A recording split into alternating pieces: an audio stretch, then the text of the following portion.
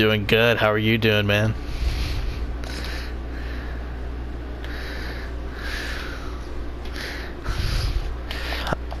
I hope you guys like drama, because that's literally what this entire episode's about. Well, about 95% of it. It's about drama. Just two different soap operas going on, that's about it. Since it's a hot topic, we're going to touch on it. That's about it.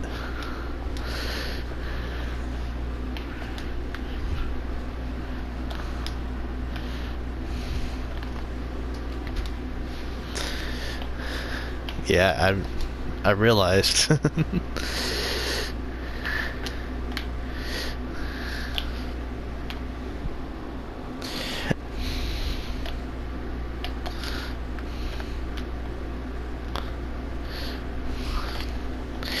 Yeah, you said there's a little technical difficulty. Oh, like the stuff that we're talking about?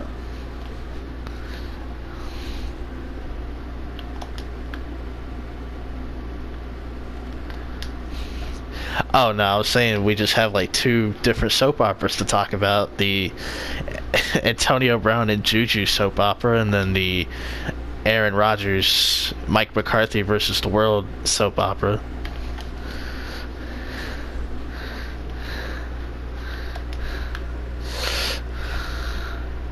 I'll tell you what, I'll open up with my thoughts on the not Aaron Rodgers. I'm actually going to start Antonio Brown Juju, and I want you, when we talk about it, to open up with the Rodgers McCarthy stuff. So, basically, Antonio Brown, good guy. He was recently traded to the Oakland Raiders, as we all know, for a 3rd and a 5th round pick. He has been pretty active on social media, I think that's fair to say. And he put a picture of a DM he got from Juju Smith-Schuster after a comment about like keeping his name off the internet, or talking big on the internet or whatever. And of course, Juju didn't take too kindly to that. He had his own comments as well. And then there were additional comments prior to that where Antonio Brown, I think he was still harping over the team MVP thing, saying that the boy fumbled, in a game that could have clinched the playoff spot. But yeah, that's the guy that's team MVP. I kind of get Antonio Brown's frustration, but I have my own little personal theory. I think he knows what he's doing, honestly. I think there's a reasoning for everything he's doing.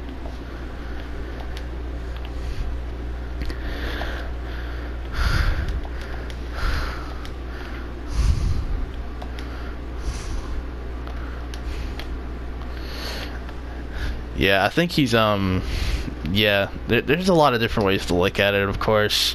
You have people who, and the tactic in which he went about it, yeah, I can understand why people would be like, oh, this Antonio Brown is such a jackass. Like, I get that side of it, because, like, yeah, who wants their DMs exposed on social media? I mean, that's such a typical crazy ex and little bitch boyfriend thing to do, but I understand the anger and frustration behind that, but like, look at everything that happened prior to Antonio Brown being traded. I mean, think about the perception of a dude with a blonde mustache and blue dyed tips in his dreads out here doing interviews and sounding crazy and talking with a slow slur on purpose. I mean, think of that perception. You literally don't even want to take the dude serious when he speaks and opens his mouth. I think he sabotaged the Pittsburgh Steelers. Yeah. I think he sabotaged the Steelers in terms of getting traded. Like, he wanted out. Like, the tension was already there. So he was like, you know what? I'm going to make sure Pittsburgh doesn't get the proper stuff for me. Like, they're not getting this 1st round pick that they're looking for. Are you kidding me? I'm going to make sure they don't come away with a whole lot. They came away with a 3rd and a 5th, and the situation really reminded me of, not to this extent, because obviously social media wasn't as popular back then, but when Randy Moss got traded to the Patriots. He was traded for a 4th-round pick. He was like one of the best receivers in the game at the time with Oakland. He gets dealt for a 4th-round pick to New England. And I'm not saying, Oakland's going to a Super Bowl. I'm just comparing the situation to in which they were traded. Like, it's basically the same reasoning. Randy Moss did whatever he could to get out of Oakland.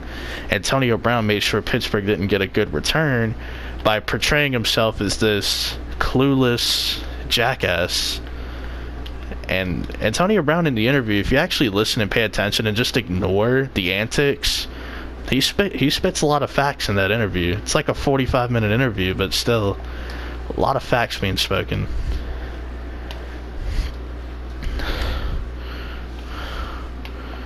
Yeah, typically it's like, yeah, unless it's some sort of special, yeah, they're not doing those long interviews. But Antonio Brown took a 45-minute interview at his crib in Miami, literally like in his kitchen or some shit. And then the stuff with Juju, I understand from all parties. Like, if I'm Juju, yeah, I'm upset that a dude that I used to look up to is now exposing my DMs for everyone on Twitter to see about me asking for help. At the same time, I don't think that's anything to be ashamed of, because it's like you literally asking your role model, hey, is there anything I can do to refine my game? I look up to you. I love you. Can you show me like what I need to improve on and stuff? There's nothing wrong with that. I mean, that's just called being humble. And I think, everyone's high on Juju right now, and I think that was Antonio Brown's way of saying, humble yourself, kid.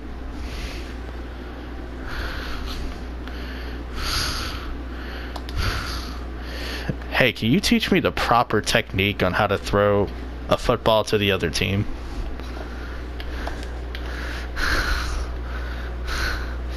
But yeah, it's like if you went to in all seriousness, it's like if you were in the NFL or entering the draft and you went to some player that you looked up to at your position and you were like, yo, is there anything I need to improve on? Can I work out with you in the offseason? I mean, it's a frequent thing. Like Josh Rosen worked out with, Aaron Rodgers last offseason when he was drafted.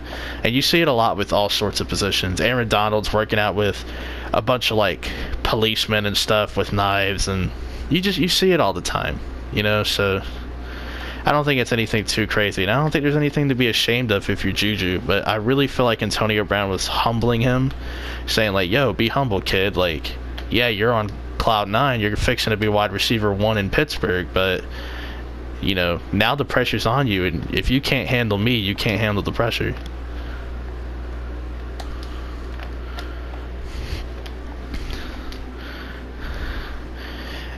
Now, I will ask you about Juju. I'm not going to ask you, predict the stat line. What's it going to be? How many touchdowns? But what do you think is Juju's ceiling as the wide receiver 1 on Pittsburgh? I know it's a weird question, but...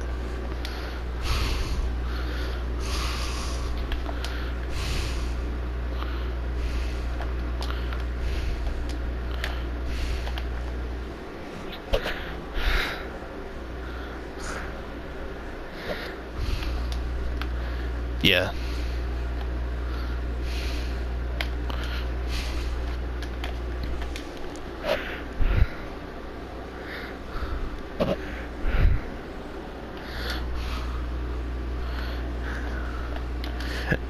Yeah, pretty much.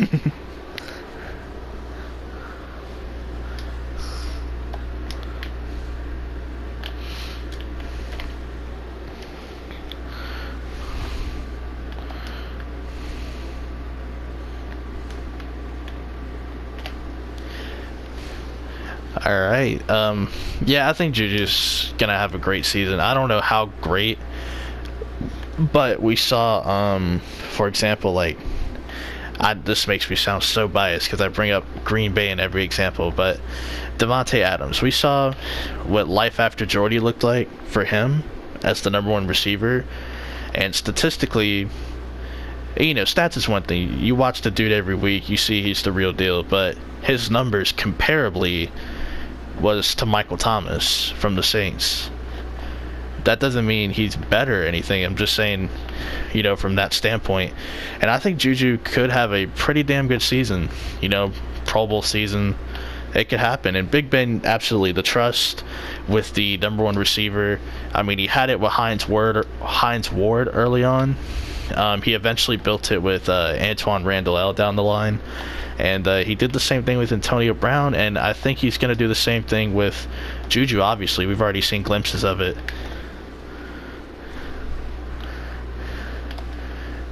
But, it's a heck of a responsibility, and I think Juju will be fine.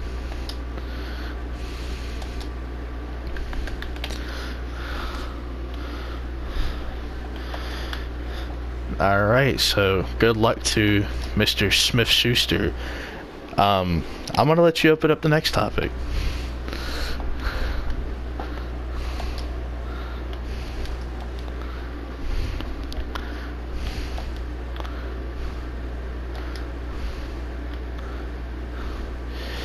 You can either break it up or do it all in one. It doesn't matter. You feel free to start.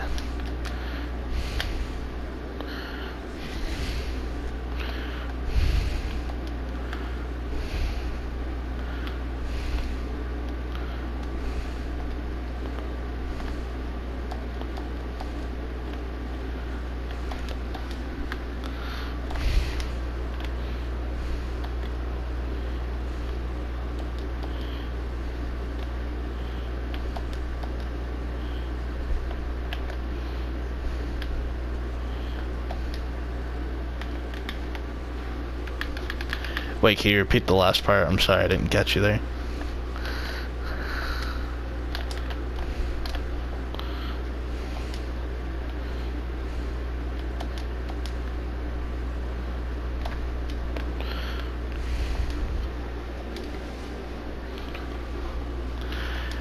Okay, well, I'll let you start with the Greg Jennings stuff. I did watch the little 7-minute clip of Jennings responding, but I do want you to just go ahead and touch on that, since that's something you saw. I'll let you go ahead and you can just hit on that point.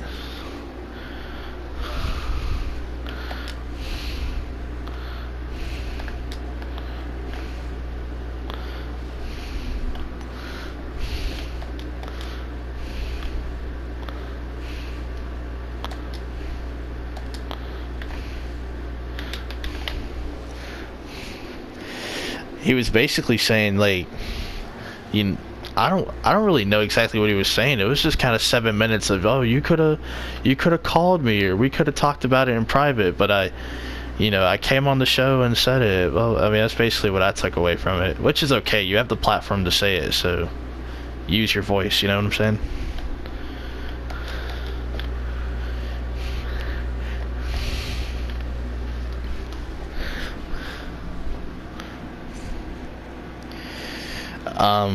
I don't know what would make you think that, but yeah, I do. Basically, since the season ended, people have come out and kind of just put their 2 cents in. Former Packer players, ex-Packers, ex-Legends.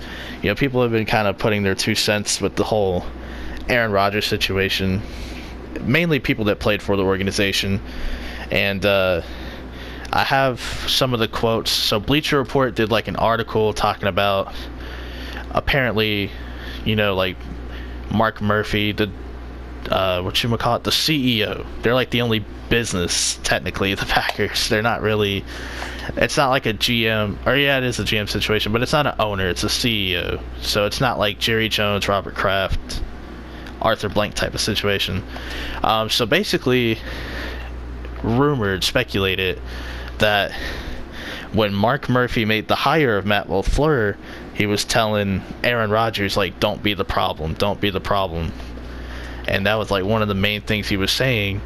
And then with the whole Mike McCarthy thing, they were talking about how Aaron Rodgers would roll his eyes at Mike McCarthy with the play calling, and and then the whole Greg Jennings thing about, he made a comment during a game against the 49ers saying, maybe you guys should pick up Greg Jennings this offseason, because he was like a free agent at the end of the year. He ended up going to Minnesota, spoiler, but San Francisco did not pick him up. But Aaron Rodgers, he said he was just joking about it and he didn't think, Greg Jennings would take it to heart. But I have some quotes that Aaron Rodgers said, because he ended up going on a local, Milwaukee radio show or whatever, and I'll kind of give my thoughts on it and whatnot. But here, let me pull up the quote real quick. So, let's see. Aaron Rodgers on the Bleacher Report story. This is the direct quote.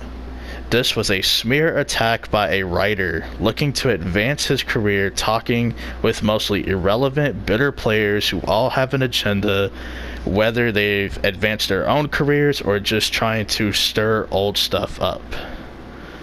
That's part of the quote. So, your thoughts on Aaron Rodgers right there?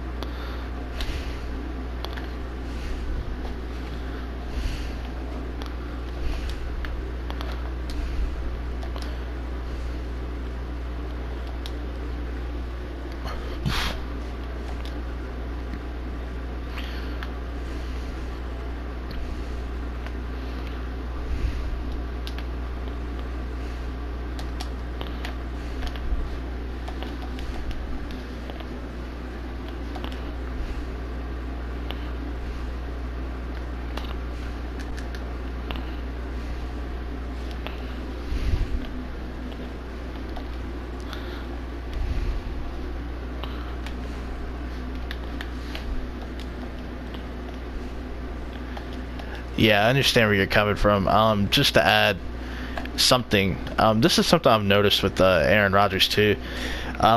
Really, when you hear him talk, it's never directly at the media. You know what I'm saying? He's always talking about football or maybe something personal, like an injury or something. You never hear him talking directly at the media, oh, screw you for talking shit about me. So to his credit, he's been doing this for a long time.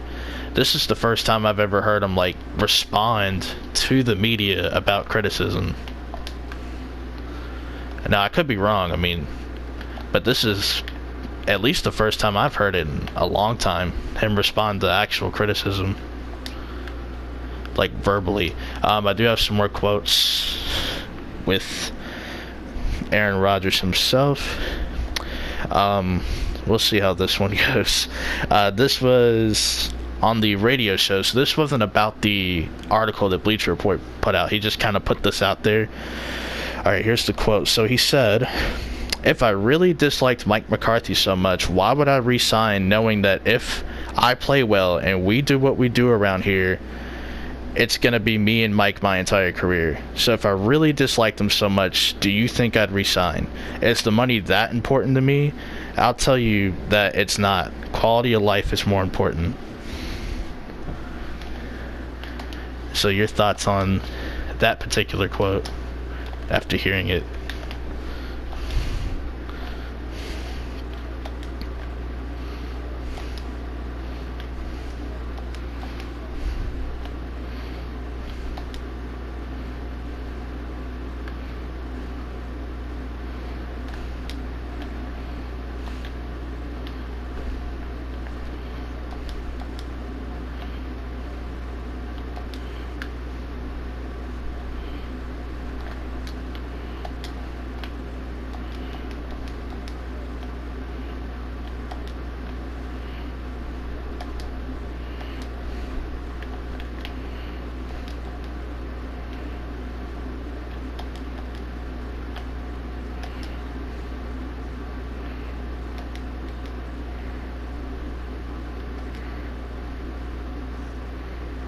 Mm-hmm.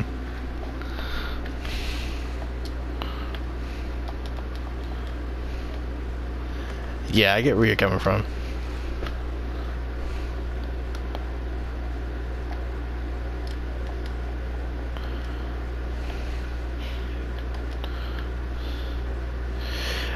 I get what you're saying, but at the same time, like if you didn't like that coach, like, and you kind of like were kind of, I'm not gonna necessarily say going over his head, but let's say like you didn't have a good relationship with your coach. You had the money's good, but you really want to be coached. Would you personally have the humility to want to be coached, or would you just be like, "Fuck you, I'm on the higher pay grade here.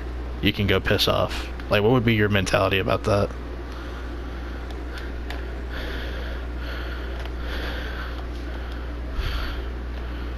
No, like you personally.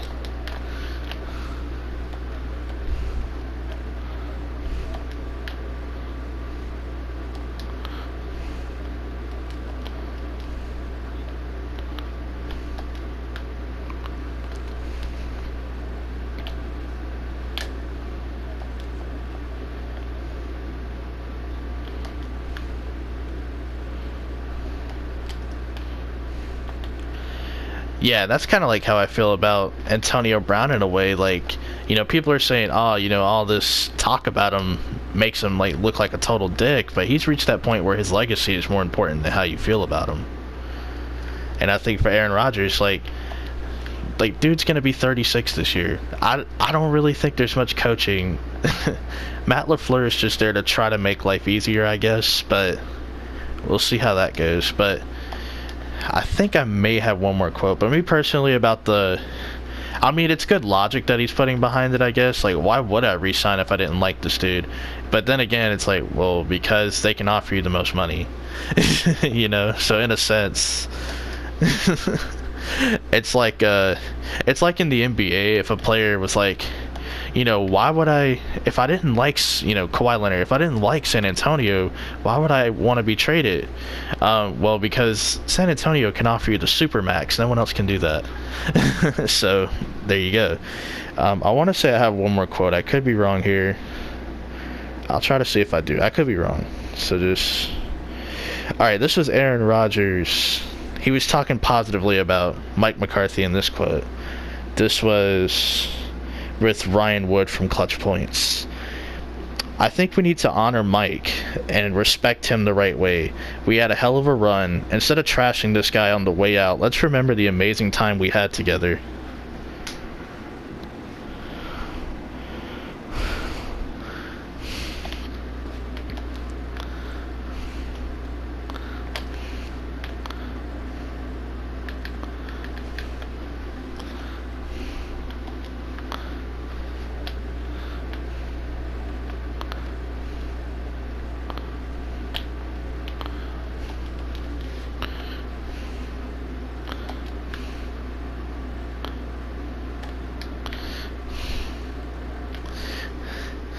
Or for like being recognized for the incredible season you're having, but in like a negative light, nah, you don't need that attention.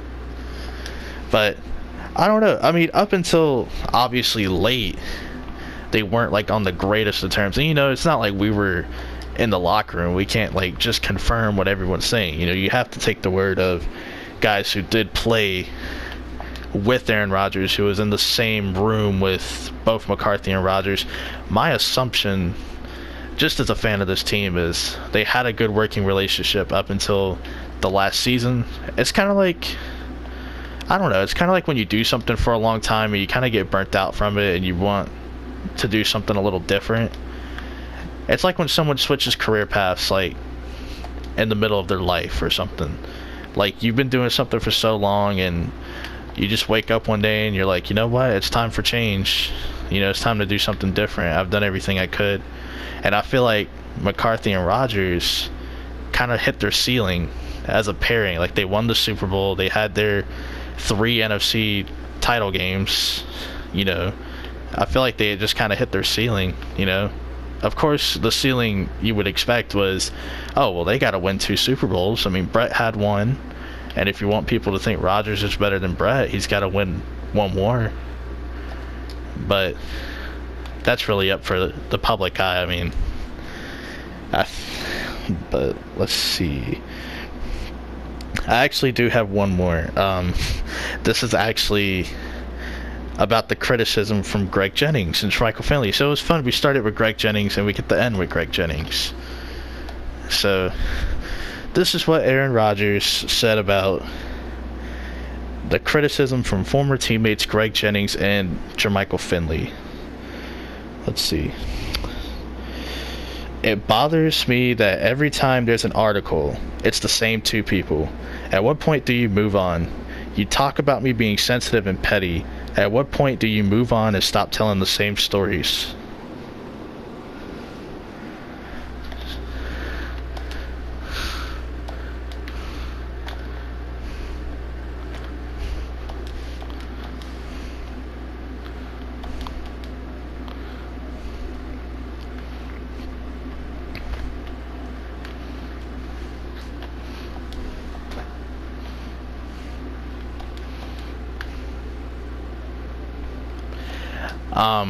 Here, let me go back to it. He was saying, like, the last sentence.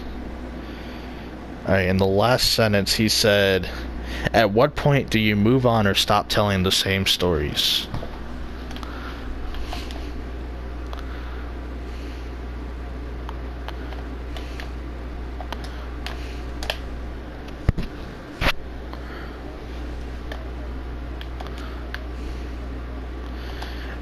Yeah, I think he could also be saying, like, reporting the same story. I think he could have worded it a little better. At what point do you stop reporting the same story? I don't know. That was probably my favorite quote from him, because it's like, okay, this is getting kind of old now. Like, they kind of moved on. And, you know, you got to think, dude, it's April, okay? What's in April? The draft. So they have to fill in stuff between then and the draft. And I'm not saying, you know, that stuff hasn't reoccurred or resurfaced, but I'm just saying, you know, obviously they have to fill in time between now and the draft. I mean, what are they going to talk about other than the NBA playoffs, which is, like, this Saturday? Like, what else can they possibly talk about? So they had to find some NFL stories, so they resurfaced, because, you know, the Bleacher Report article comes out, so now they have something that resurfaced. They could talk about this for 2 weeks, and then in the final week they could all do their mock drafts, and that's that. So they had to have time to fill, and it's a pretty smart strategy. I'm not mad at them. And honestly, I kind of like the fact that Aaron Rodgers finally decided to comment on the criticism. You know, it's been a while since he's really come out and been like, hey, fuck you guys, you know. And I kind of like that. I kind of like that attitude, because, you know, yeah, of course there are questions about him being petty and sensitive and all that, but I'm glad he finally said something, because people are just going to talk about him and know that, oh, well, he's not going to say anything. All he cares about is his stats and his State Farm commercials, and now he said something, so it's like, oh shit, Aaron actually responded. So I hope Aaron goes off next season. And I hope Greg Jennings is watching. I got no hate towards Greg Jennings. I mean, he gets paid to voice his opinion, so you really can't be mad at the dude for... Now, Jermichael Finley, I haven't heard from him since he retired, like, in terms of, like, anything that he's doing, like, in life. So him, I kind of dismiss. But Greg Jennings, he actually gets paid to have an opinion. So I ain't really mad at Greg.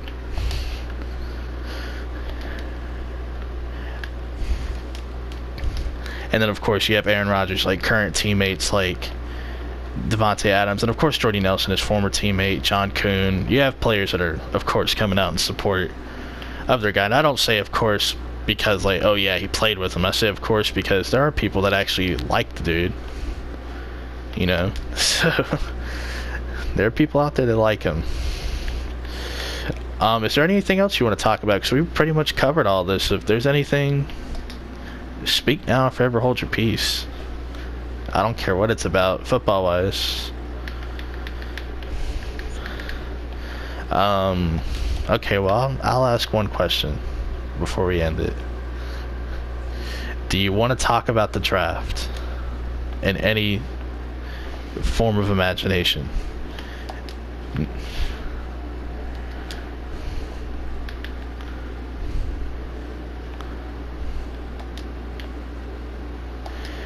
Alright, but I will go ahead and confirm that. Let's see, 2 weeks from Thursday, I think that's the draft. So, in 2 weeks, we'll give our mock drafts to the YouTube world and submit like our real one on paper, which is basically the YouTube one, like to Patrick on Thursday. So we're gonna let Patrick know, of course. He's got to do one. I would like Patrick's dad to do one. We'll see how that goes. Caden.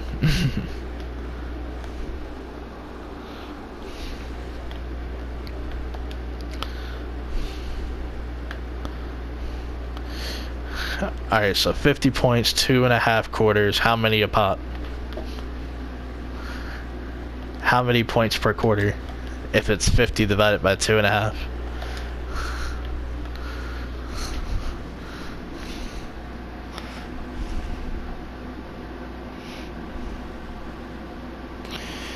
Okay, so 50 divided by 2.5. So he's been scoring 20 points a quarter, guys, on average. I just wanted to do that for fun. No, I believe you did. I was just doing that for fun. Yeah, we'll cover the draft stuff mainly next week and the week after, because of course the draft is April 25th to April 27th, because there's more than just one round, people. Obviously, because we've been, revisiting drafts and stuff. Is there anything else you want to say before we just tell the people goodbye?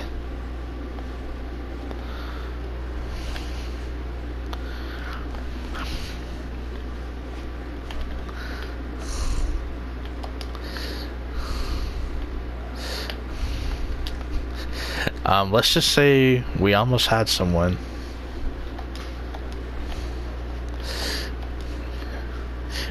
Yeah, we really can't give any further detail. That's all we can tell you. Well, alright, if there's nothing else to talk about, then Aaron, do your thing.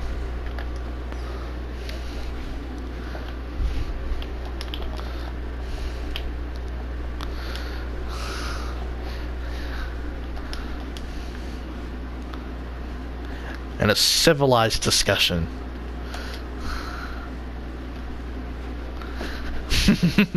And a hostile debate.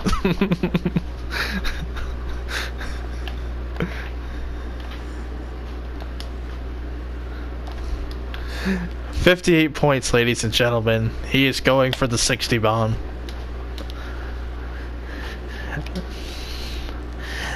Alright, well, we'll see you guys next week. Alright, and peace out.